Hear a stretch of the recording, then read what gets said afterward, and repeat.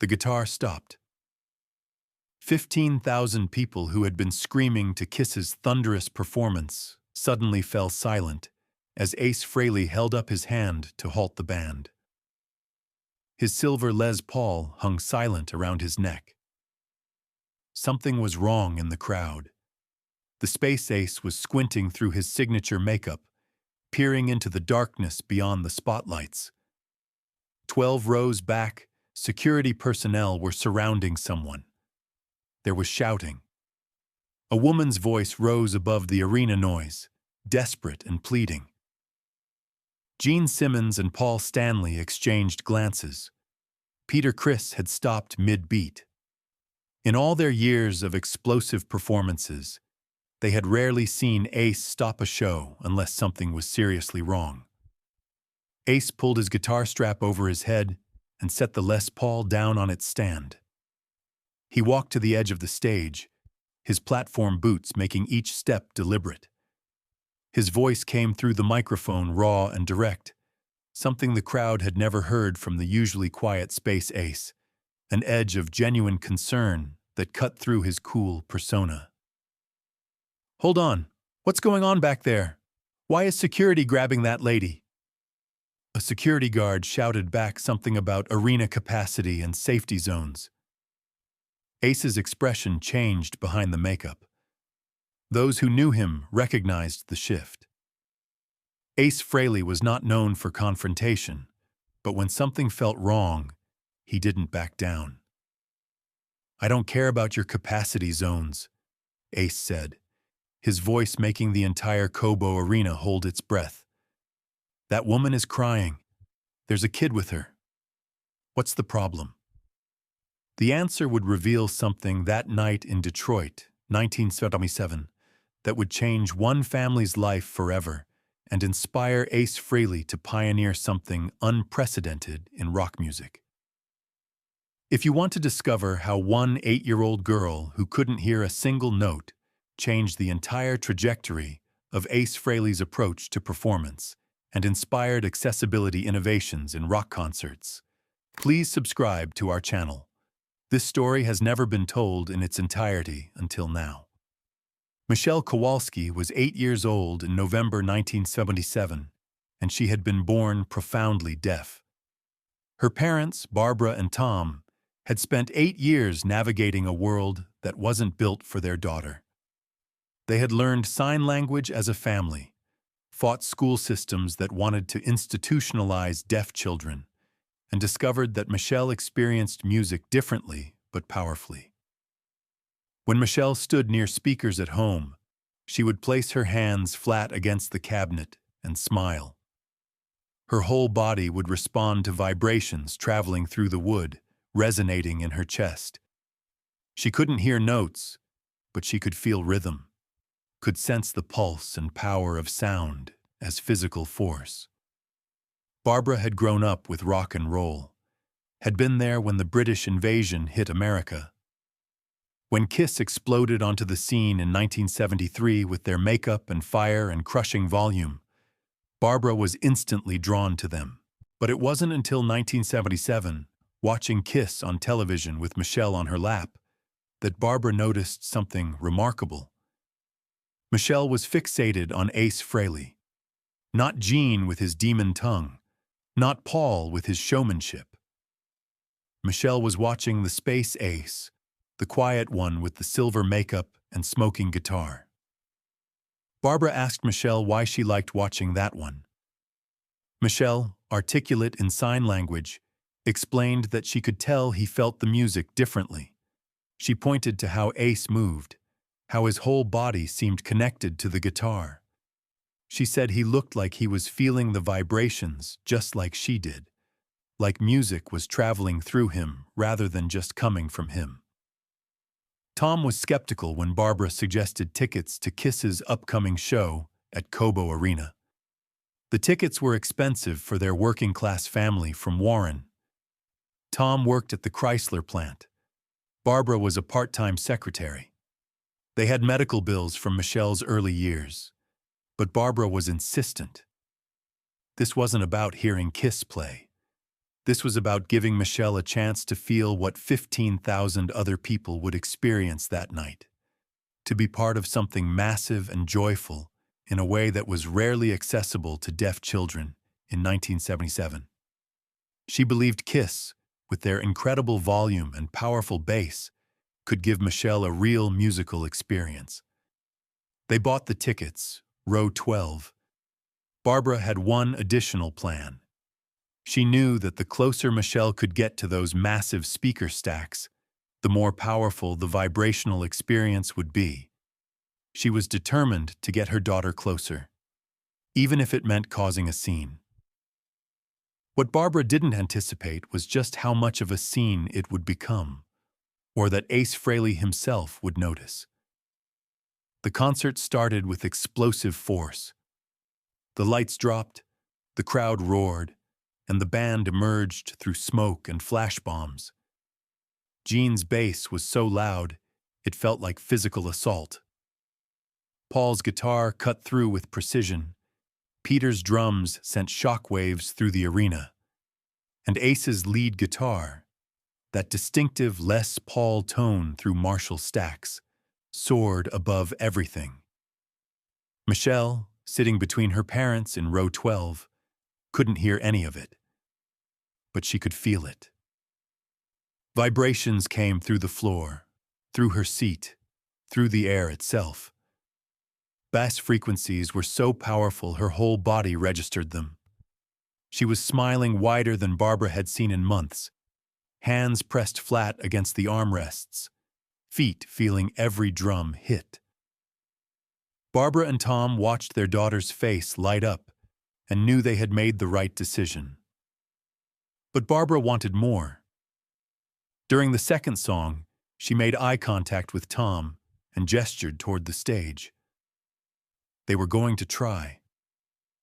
Tom hesitated, but Barbara was already moving, holding Michelle's hand, navigating through the standing crowd toward the stage barrier. The closer they got, the louder it became, and Michelle's smile grew bigger. She was pulling her, mother, forward, eager to get closer to whatever was creating these incredible sensations. When they reached the security barrier, Barbara explained their situation. Michelle was deaf. She experienced music through vibrations. Could they please let her get closer to the speakers? The guard, Rick, shook his head firmly. Fire codes, safety regulations, maximum capacity. No exceptions, no matter how sympathetic the story. Barbara's voice rose, not in anger but desperation. This wasn't about pushing to the front. This was about access, about giving a disabled child a chance to experience something beautiful. Rick sympathized but had supervisors watching, rules to follow, liability to consider. The discussion escalated. Barbara was crying now, her voice breaking. Tom joined in, his frustration evident. Other security personnel moved in.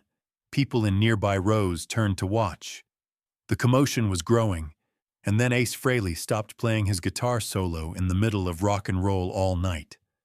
The band faltered. 15,000 people suddenly hushed. Kiss didn't stop shows. Kiss powered through everything. But now the machine had stopped, and it was Ace who had stopped it. Ace set down his guitar with deliberate care and walked to the very edge of the stage, his platform boots bringing him as close to the commotion as possible. His voice through the massive PA system carried authority and genuine concern. When Rick tried to explain about regulations and capacity limits, Ace's response was immediate. "I don't care about your capacity zones. That woman is crying. There's a kid with her. What's the problem?" Rick, trapped in the spotlight, tried to explain. A family wanted their daughter closer to the speakers. The daughter was deaf. They thought she could feel the music through vibrations. But the barrier area was at maximum capacity, and safety protocols prohibited additional people, especially a child. As Rick spoke, Ace's expression shifted. He looked directly at Barbara, at Tom, at Michelle standing between them. The little girl was watching her parents' faces, clearly aware that something significant was happening, but unable to understand what. Ace stood there for a long moment, making a decision. Ace turned to the band and said something brief. Jean nodded. Paul shrugged. Peter gave a thumbs up. Then Ace turned back to the Kowalski family and spoke directly to them, his voice gentle but amplified so the entire arena could hear. "Is your daughter deaf?" Barbara nodded, tears streaming down her face. "And you want her to feel the music, to feel the vibrations from the speakers?" Another nod, hope flooding Barbara's face. Ace looked at Rick and the other guards, then at the band, then back to the family. "Bring them up here. Bring that family onto the stage right now." Rick started to protest, citing fire codes and insurance liability, but Ace cut him off with a raised hand. "I'm not asking permission. I'm telling you. Bring them up here, now, or I don't play another note tonight." The tone left no room for negotiation. This was a line in the sand. What happened next would be talked about in Detroit for decades, would become part of Kiss mythology, would influence how Ace Frehley thought about performance for the rest of his career. Security helped the Kowalski family through the barrier and up the steps to the stage. Michelle, suddenly on a platform with massive amplifiers and thousands of faces staring from the darkness, looked terrified. Ace immediately walked over and knelt down, making himself smaller, less intimidating. He looked at Barbara and asked, "Can she read lips?" Barbara nodded. "Yes, she's very good at it. And she knows some sign language." Ace turned to Michelle and spoke slowly and clearly. "Hi, what's your name?" Michelle signed her answer, Michelle. Barbara quickly interpreted. "Her name is Michelle. Michelle Kowalski." Ace smiled, and even through the makeup, the smile was genuine. He asked Barbara, "Can you teach me how to say hello in sign language?" Barbara, hands shaking, showed him the sign. Ace copied it carefully, his large hands forming the gesture with surprising grace. He signed directly to Michelle. The little girl's eyes went wide with surprise. Ace Frehley was signing to her. But Ace wasn't done. He asked Michelle through Barbara if she wanted to feel the music. Really feel it. Michelle nodded enthusiastically. Ace stood up and gestured to the massive speaker stacks on either side of the stage. He walked Michelle over to the right stack, lifted her up easily, and placed her hands flat against the speaker grill.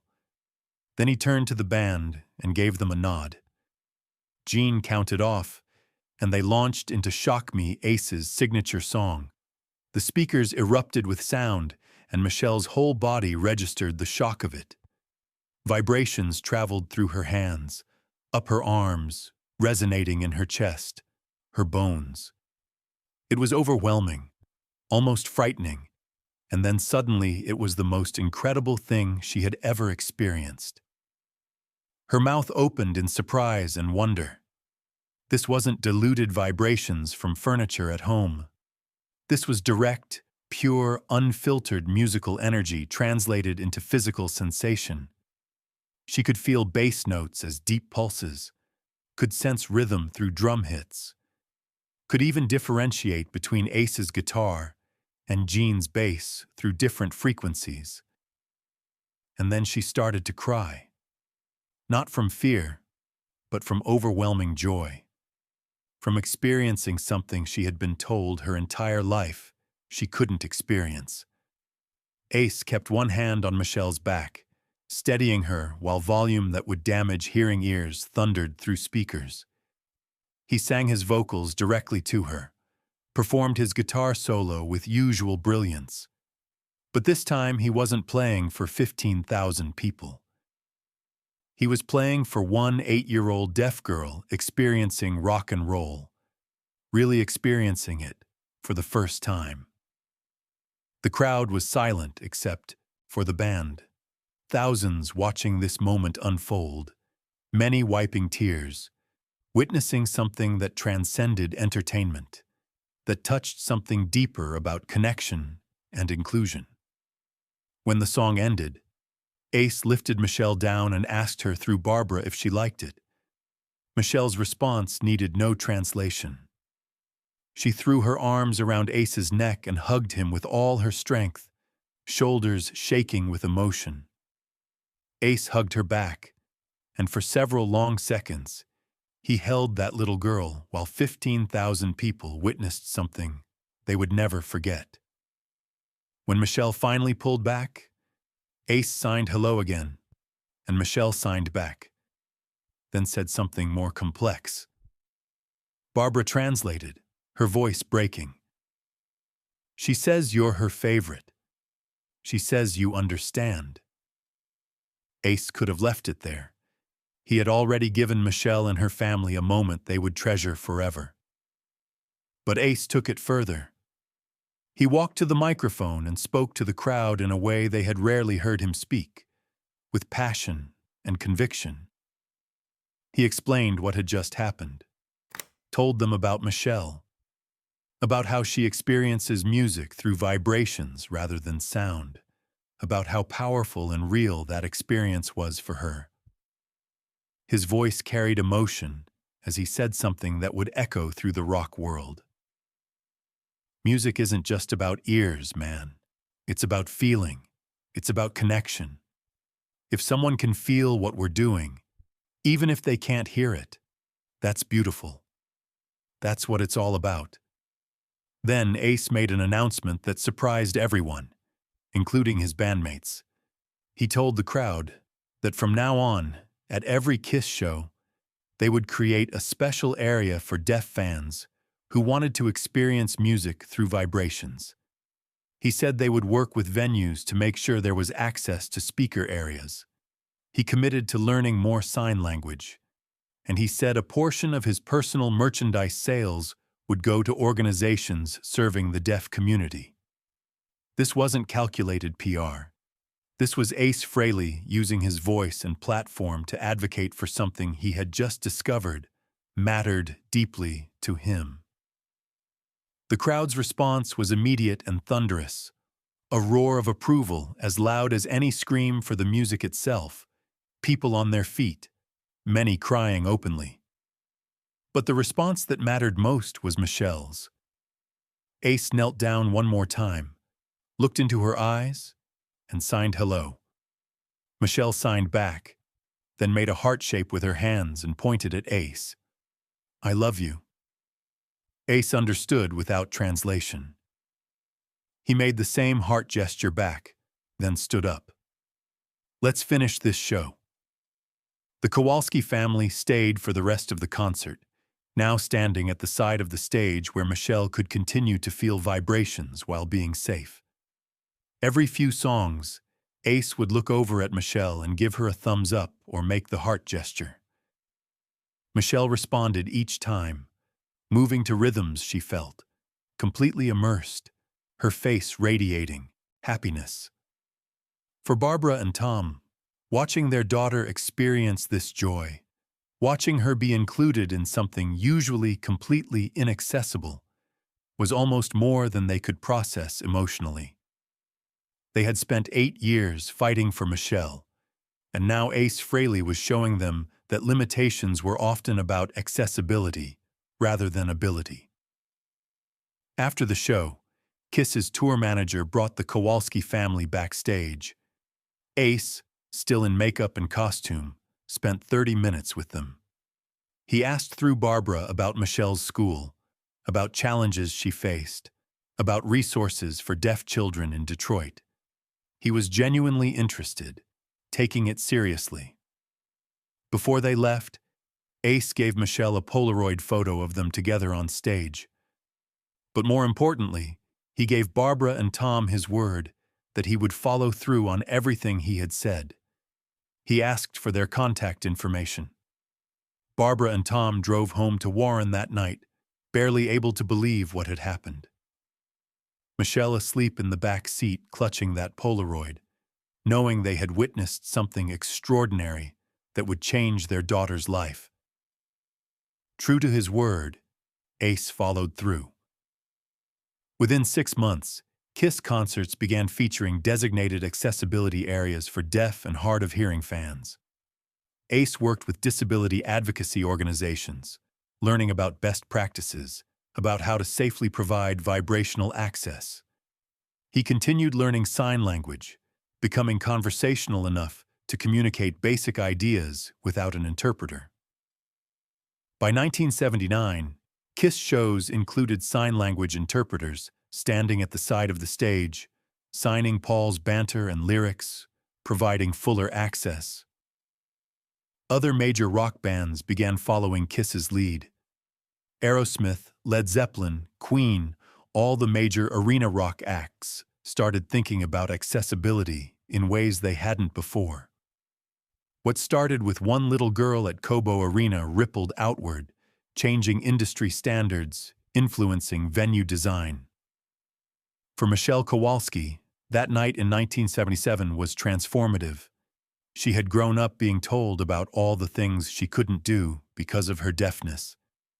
Ace Frehley had shown her that those limitations were often artificial, were about the world failing to accommodate her. Her confidence grew exponentially. She refused to accept unnecessary barriers, pursued things others told her weren't for deaf people. She learned multiple instruments in high school, feeling vibrations through the instruments, becoming skilled with bass guitar and drums. She went to Gallaudet University, studied music therapy and deaf education. Michelle built a career working with deaf children, creating programs that used vibrational music therapy, always inspired by what Ace had done for her. She kept that Polaroid in her office throughout her career, showing it to children she worked with, telling them the story of the night a rock star stopped his concert to make sure one deaf girl could feel the music. She used it to teach them they deserved access, deserved inclusion. The photograph became more than a souvenir. It became a teaching tool, a symbol of possibility. The story of Ace Frehley and Michelle Kowalski became part of disability rights history, cited in academic papers about accessibility in entertainment. In 1977, disability rights activism was gaining momentum but far from mainstream. The Americans with Disabilities Act wouldn't be passed until 1990. But moments like what happened at Cobo Arena helped shift cultural consciousness, helped people understand that inclusion wasn't about charity, it was about basic human dignity. What's remarkable about Ace's actions is that he didn't approach it as charity or a career move. He approached it as something that simply made sense, as basic fairness. His response wasn't poor disabled child, it was why are we excluding people from experiencing something beautiful? He questioned the systems that created barriers rather than placing the burden on disabled people to accept those barriers. That shift in perspective was radical for 1977 and remains radical today. Ace Frehley was never comfortable with the business side of KISS, never wanted to be the spokesman. He was most comfortable with his guitar, expressing himself through music rather than words. But on that night in Detroit, he found his voice differently. He used his platform to advocate for people who had been systematically excluded. He saw a wrong, had the power to address it, and did. No hesitation, no calculation, just immediate action based on what felt right. 47 years after Ace Frehley lifted Michelle Kowalski up to those speakers, accessibility in entertainment has improved dramatically, but remains far from universal. Many venues now offer sophisticated accommodations for deaf patrons. Vibrational music experiences have become more advanced, but barriers still exist. The fight for true accessibility is ongoing, requiring constant advocacy. The story of Ace and Michelle reminds us that change often starts with individual acts of courage and empathy. Ace could have ignored the disturbance, could have let security handle it, could have prioritized smooth continuation of his show. Instead, he stopped everything. He asked what was wrong. He listened, and he acted decisively. He used his power not just to help one little girl experience his concert, but to advocate for systemic change that would benefit thousands. That's the difference between a kind gesture and genuine commitment to justice, between charity and accessibility. For anyone in Cobo Arena that night, the message was unmistakable. Disabled people deserve access, deserve inclusion, deserve to experience joy in whatever way works for them. Ace Frehley made a lot of music in his life. He created iconic guitar solos that influenced generations. He was part of one of the biggest rock bands in history. But on November 8, 1977, at Cobo Arena in Detroit, he did something more important than entertain. He saw an injustice happening in real time. He had the power to stop it, and he made a commitment to ensure that injustice wouldn't continue. That's the true measure of character. Not what someone does when it's convenient or calculated, but what they do when confronted with a choice between doing what's easy and doing what's right. Ace Frehley chose right without hesitation. And an 8-year-old deaf girl named Michelle Kowalski, along with countless others who benefited from the accessibility changes Ace championed, never forgot what the Space Ace did when it mattered most. The silver makeup eventually came off. The platform boots were put away. But the impact of that one decision, made in the middle of a concert in Detroit, resonated forward through decades, changing lives, changing policies, changing how the music industry thought about who deserved access to live performance. That night, Ace Frehley proved that rock and roll at its best isn't just about volume and showmanship. It's about connection, about breaking down walls, about insisting that beauty and joy belong to everyone.